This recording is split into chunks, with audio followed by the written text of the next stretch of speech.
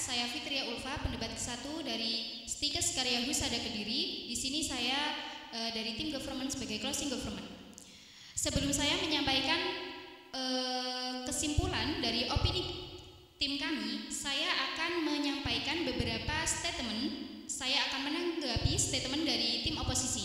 Yang pertama, memang suatu pekerjaan itu membutuhkan fokus yang tinggi. Namun juga perlu diingat bahwasanya dalam dunia kerja itu tidak hanya skill yang tinggi, pengetahuan yang luas yang dipertimbangkan, namun di sini juga attitude sangat diperhitungkan. Yang mana dalam suatu perusahaan ketika memiliki karyawan yang memang skill dan pengetahuannya bisa diakui, namun ketika attitude-nya tidak ada, bisa dipastikan bahwa perusahaan akan sangat mempertimbangkan kembali untuk mempertahankan karyawan tersebut. Lalu yang kedua, memang jadi spesialis itu gaji lebih tinggi. Namun ketika skillnya sudah tidak dibutuhkan untuk suatu kondisi tertentu, dia akan harus lebih berpikir keras lagi untuk bagaimana cara mendapat gaji yang sama seperti sebelumnya. Dalam hal ini dia akan kebingungan untuk mencari kerja apa lagi. Dan yang ketiga, tadi dari tim oposisi menyampaikan bahwasanya spesialis itu lebih dipertahankan oleh perusahaan dalam waktu yang lebih lama. Ini bisa akan saya coba sanggah dalam hal usia.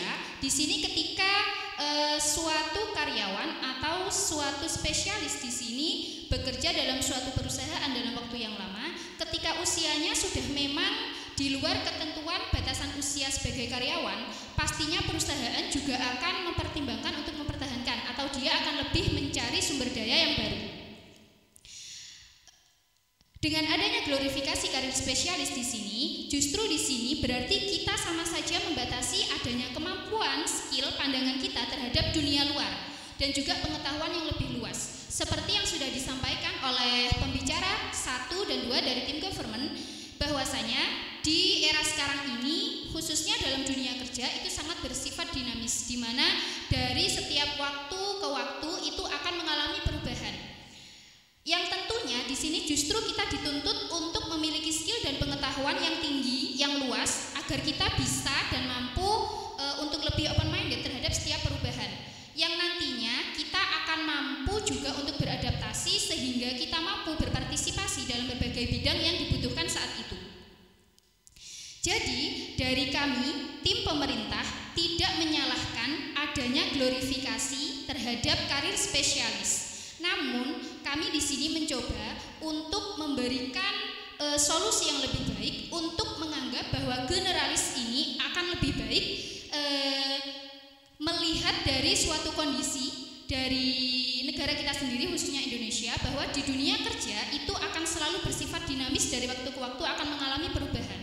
Jadi di sini saya mencoba menyimpulkan sebagai closing government bahwasanya benefit seorang spesialis itu dilihat dari keilmuannya, di mana keilmuan spesialis tersebut lebih tinggi. Tidak akan dipungkiri memang ada kos atau gaji yang juga bisa diakui atau tinggi juga. Namun di sini juga harus kita pertimbangkan bagaimana produktivitasnya. Apakah ikut meningkat atau justru menurun, karena di situ kita harus terfokus pada keilmuan spesialis orang tersebut. Jadi jika dari pandangan suatu perusahaan, justru hasilnya akan tidak bagus bagi perusahaan tersebut, karena pengeluaran perusahaan tersebut akan lebih besar, namun produktivitasnya kecil. Dan ini akan sangat berdampak buruk bagi dunia kerja khususnya di Indonesia saat ini. Dan saya bangga untuk mendukung Mas yang menyatakan bahwa adanya penyesalan tentang glorifikasi karir spesialis. Terima kasih. Baik, di sini saya Alma Nadia sebagai closing oposisi.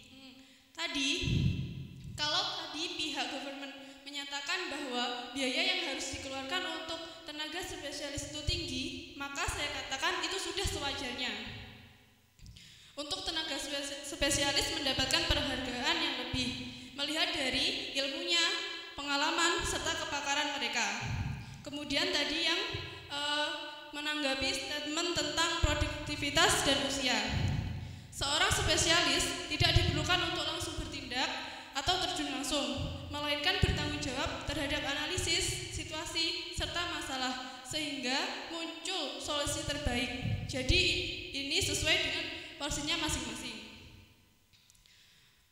Oleh karena itu, menyesali glorifikasi karir spesialis adalah hal yang sia-sia.